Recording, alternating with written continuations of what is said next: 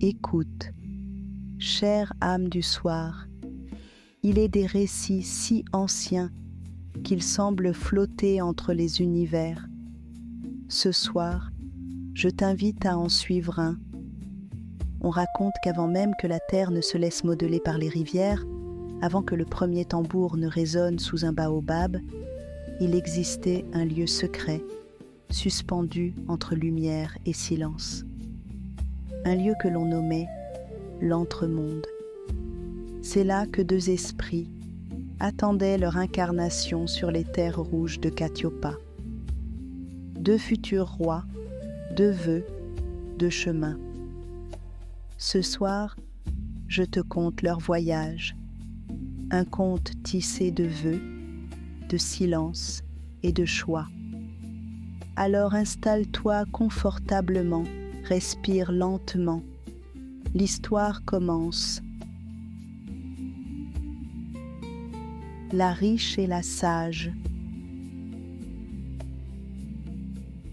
Il était un lieu que nul pied ne foule, un univers entre les univers, suspendu dans la lumière douce de l'éternité. On l'appelait l'Entremonde. Là, le temps n'avait pas de prise et les âmes y flottaient comme des plumes scintillantes sur la surface paisible d'un lac d'étoiles. Au cœur de cet espace de paix absolue, deux esprits attendaient.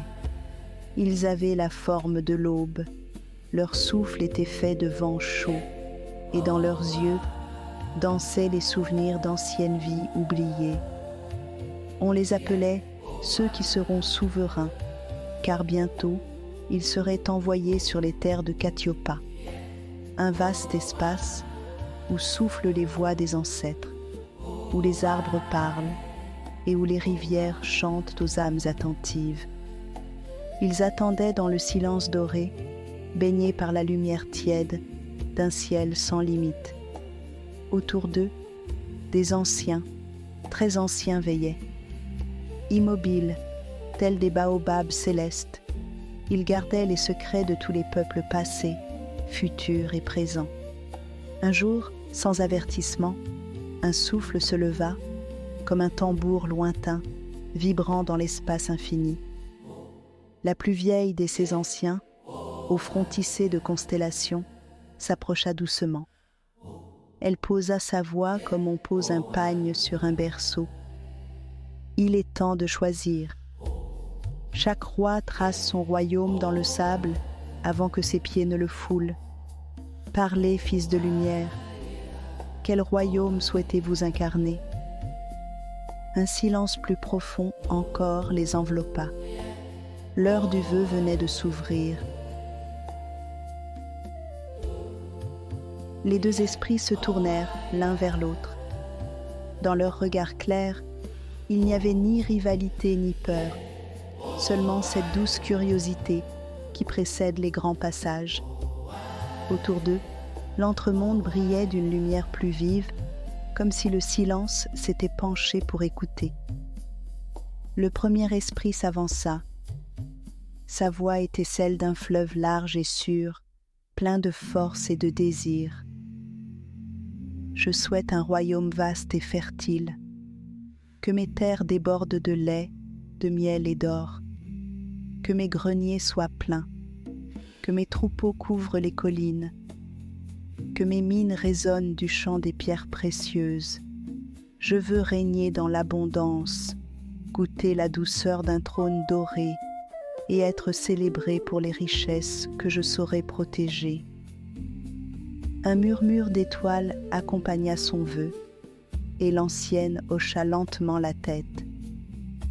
Puis ce fut au tour du second esprit. Sa voix, plus calme, était semblable au bruissement des feuilles dans une forêt au matin. Je souhaite un royaume d'âme profonde, que mon peuple soit tissé de sagesse, d'écoute et de paix, que leurs paroles m'enseignent, que leurs regards m'éclairent. Je veux régner là où la pensée est fertile, où le savoir pousse comme l'igname dans la terre brune. Je souhaite que, grâce à leur lumière, la mienne grandisse, et que je devienne un roi, non par pouvoir, mais par rayonnement. » L'ancienne referma les yeux. Un souffle chaud passa sur leur front. « Ainsi soit-il. Vos vœux vous guideront. Chacun héritera du royaume qu'il a dessiné avec ses mots. Mais souvenez-vous, fils de lumière, ce que l'on demande porte toujours en soi une épreuve cachée. Que votre cœur reste ouvert. » Alors, sans bruit, l'entremonde commença à se dissoudre doucement autour d'eux, comme un voile emporté par la marée. Ils allaient s'incarner. 2 étoiles filantes, glissant lentement vers les terres rouges de Katiopa. Le ciel de Katiopa était vaste ce matin-là. Une lumière dorée glissait sur les collines, et les vents portaient encore le souvenir des étoiles. 2 enfants naquirent à des lunes différentes, dans 2 royaumes que tout semblait opposer. Le premier ouvrit les yeux sur un royaume fastueux, appelé Zambéyé la riche, où les terres étaient grasses, les rivières pleines, les mines profondes. À peine avait-il marché que les tambours résonnaient déjà pour annoncer son avenir royal. Le peuple l'acclamait, fasciné par la promesse d'un règne prospère. Son palais était construit en bois de santal et en pierre rouge, orné de draperies précieuses et gardé par 100 sentinelles. Les marchés débordaient de marchandises venues de contrées lointaines. Les coffres étaient lourds d'or et d'étoffes rares, et les alliances affluaient comme les saisons. Le jeune roi souriait. Il croyait avoir atteint ce qu'il avait demandé. Et, pour un temps, tout semblait lui donner raison. Le second naquit sous un manguier paisible, dans un royaume modeste et discret, appelé Daïlo la Sage, niché entre les montagnes bleues et les savanes calmes. Là-bas, les biens matériels étaient rares, mais les cœurs étaient riches de paroles anciennes, de contes transmis à la veillée, de chants de guérison et de proverbes murmurés. Il grandit entouré d'anciens à la parole lente, de tisserands patients, de musiciens qui connaissaient le langage des vents. On ne le portait pas sur un trône, mais on lui offrait des énigmes, des devinettes, des silences pleins de sens, et peu à peu, il apprit à écouter profondément, à ressentir au-delà des apparences. Quand vint le temps d'être couronné, ce fut sous le grand fromager, entouré de tout son peuple en cercle, que l'on posa sur sa tête un diadème tressé de feuilles et de paroles bénies. Il ne comprenait pas encore l'ampleur de son vœu, mais il sentait déjà en lui une lumière discrète, comme un feu de camp dans la nuit. Ainsi, 2 royaumes virent s'élever 2 rois nés d'un même ciel, mais modelés par 2 terres bien différentes. Et dans le silence des nuits étoilées, l'un, porté par la sagesse, se souvenait encore parfois de cette lumière douce, là-haut où tout avait commencé. L'autre, absorbé par ses luttes, sentait ce souvenir s'effacer comme un rêve qu'on tente de retenir au réveil, mais qui glisse entre les battements de cœur. Sur Katiopa, les saisons s'étiraient en silence, tissant lentement la trame des années. Les 2 rois grandissaient dans leurs royaumes respectifs, chacun façonné par ce qu'il avait appelé de ses vœux. À Zambéyé la riche, le roi au trône d'or voyait son peuple prospérer et ses voisins convoiter. Les caravanes de sel et d'épices affluaient, les coffres se gonflaient de pierres rares et les banquets se succédaient sous les palmiers. Mais avec l'abondance vinrent les murmures. Un chef frontalier jalousait les terres fertiles. Un cousin éloigné rêvait du trône. Un marchand étranger glissait des pièces dans les mains des conseillers pour influer sur les décisions.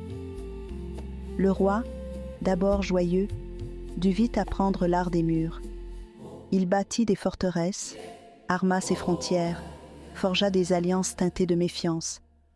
Chaque visite était une négociation, chaque sourire un calcul. Et peu à peu, ce ne furent plus seulement les gardes qui se fatiguaient. Le peuple aussi commença à porter le poids de ses décisions prises dans l'urgence, sans recul, sans sagesse. Les récoltes furent parfois négligées pour entretenir les armées. Les artisans se plaignaient de n'avoir plus le temps de créer. Les femmes du marché murmuraient que l'or ne nourrit pas l'âme. Son palais résonnait plus souvent des pas pressés des messagers que des chants de fête.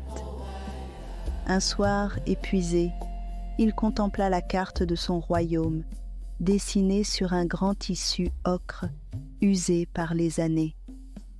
Il y avait tout ce qu'il avait demandé: lait, miel, or, gloire. Mais il n'y avait plus de paix dans son cœur, et dans les regards de son peuple, il ne reconnaissait plus la lumière du commencement. Il se souvenait alors, par éclat, de la voix de l'ancienne. Ce que l'on demande porte toujours en soi une épreuve cachée.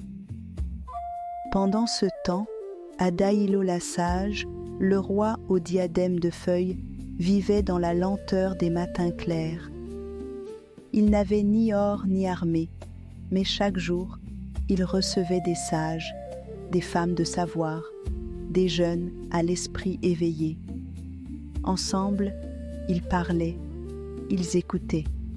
Ils apprenaient à lire les étoiles, à comprendre les murmures des arbres, à résoudre les tensions par la parole. Quand une sécheresse menaça les cultures, le roi consulta les anciens. Ensemble, ils creusèrent des rigoles selon les courbes de la terre. L'eau, reconnaissante, revint danser entre les champs. Quand un village voisin chercha querelle, le roi envoya un cercle de musiciens et de conteurs. En quelques jours, le conflit devint une fête de réconciliation. Le roi n'était pas craint, il était respecté. Non pour sa richesse, mais pour la clarté de son esprit et la chaleur de ses décisions. Il n'avait pas demandé d'être aimé, mais il l'était. Et, sans éclat, sa sagesse fit prospérer le royaume. Là où les terres avaient été sèches, les récoltes étaient désormais généreuses. Là où le royaume passait jadis pour petit et silencieux, il devint un lieu de conseil, où l'on venait de loin écouter ses avis. Daïlo-la-Sage ne brillait pas par l'or, mais par son rayonnement, doux et profond. Et tandis que d'autres royaumes se fatiguaient à guerroyer, le sien tissait des ponts invisibles de paix.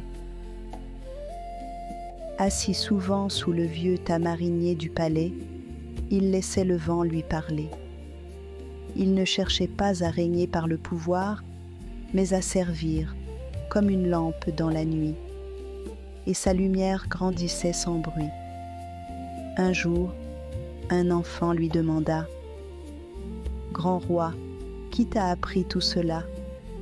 Il répondit en souriant: « Mon peuple est mon maître, et la sagesse mon royaume. » Ainsi, l'un régnait au prix du combat, l'autre au rythme de la sagesse partagée. Et dans les nuits calmes de Katiopa, lorsque la lune étendait son voile argenté sur les toits endormis, il arrivait que les deux rois, séparés par les terres mais liés par un souvenir ancien, lèvent les yeux vers les étoiles, là d'où ils venaient. L'un, apaisé, murmurait en silence: « Mon vœu était un chemin, et je continue d'en cueillir les fruits. » L'autre, fatigué, se demandait entre deux soupirs: ai-je vraiment compris ce que j'ai demandé, ou ai-je seulement désiré ce qui brille? Les années passèrent comme un souffle long sur la peau du monde. Les tambours se turent peu à peu, les feuilles tombèrent, et les enfants d'hier devinrent anciens à leur tour. Un soir de pleine lune, dans Zambéié-la-Riche, le roi, désormais vieilli, se tenait seul dans la salle haute de son palais. Autour de lui, les gardes veillaient, immobiles comme des statues d'ombre. Les murs étaient solides, les coffres pleins, les bijoux étincelants.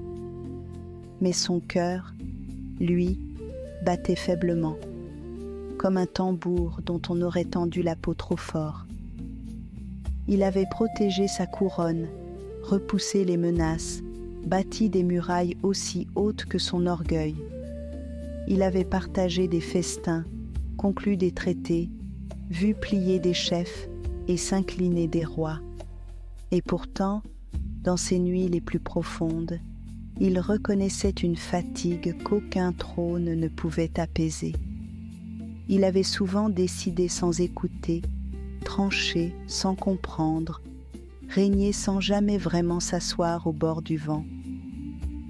Ce soir-là, alors que la lune jetait sa lumière pâle sur les dalles rouges, il ferma les yeux.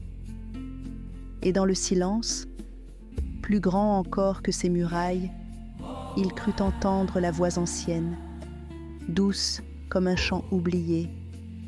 Tu as reçu ce que tu as souhaité, et, sans le voir venir, tu as payé le prix. À l'autre bout de Katiopa, dans Daïlo la sage, le second roi marchait pieds nus sur la terre tiède, saluant de la paume ceux qu'il croisait, laissant ses pas s'enfoncer dans la poussière comme des racines. Il venait de quitter un cercle de paroles, sous un baobab centenaire, où de jeunes femmes avaient offert leurs rêves pour demain, tissés de savoir, d'intuition et de feu tranquille. Il s'arrêta au sommet d'une colline.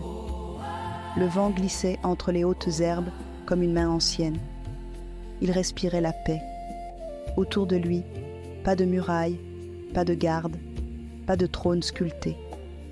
Mais il y avait les regards confiants, les mains tendues, et les projets simples qui poussaient comme l'igname dans la terre nourrie. Il ferma les yeux, et dans le souffle du vent, il sentit une présence familière, la voix de l'ancienne, douce et claire comme une eau de source. Tu as reçu ce que tu as souhaité, et tu as veillé sur ce don comme un feu sacré, et ce que tu as cultivé continue de fleurir bien au-delà de toi.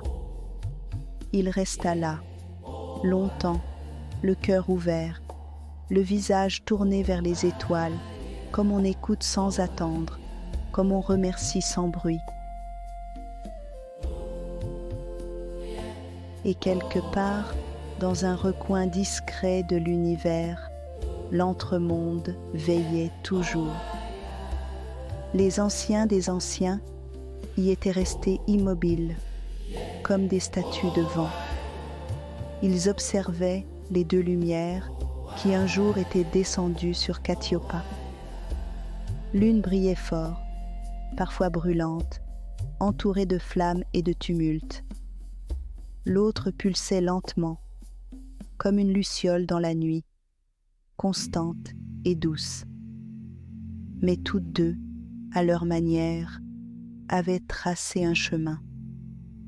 Et peut-être qu'un jour, dans un autre temps, sous une autre forme, ces deux rois se retrouveraient sous un même arbre, dans un rêve partagé, sans trône ni fardeau, simplement pour se raconter leur voyage.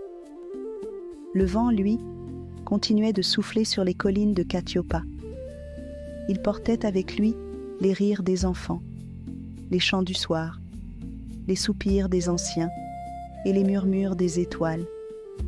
Et dans ce souffle, si l'on tendait l'oreille, on pouvait presque entendre Ce que tu choisis trace la forme de ta lumière, puis plus rien. Juste le silence, large comme une nuit sans fin. Un silence pour écouter ou pour dormir. Si ce pas compté a trouvé un écho en toi, laisse un souffle, un mot léger, comme on dépose un galet au bord d'une rivière, pour guider d'autres âmes vers ce lieu de paix. Le murmure de l'entremonde s'éteint pour ce soir, mais d'autres contes sommeillent encore, sous les feuilles du tamarinier ou dans les replis du vent de Catiopa. Chaque lune, une nouvelle veillée s'éveille, offerte comme un fruit mûr qu'on ne goûte qu'une fois. Si tu veux t'asseoir plus près du feu la prochaine fois et sentir le souffle des mots dès qu'ils renaissent, suis le lien dans la description. Ainsi, nous marcherons ensemble dans cette forêt douce des contes, sous les pas bienveillants de douce Afrique.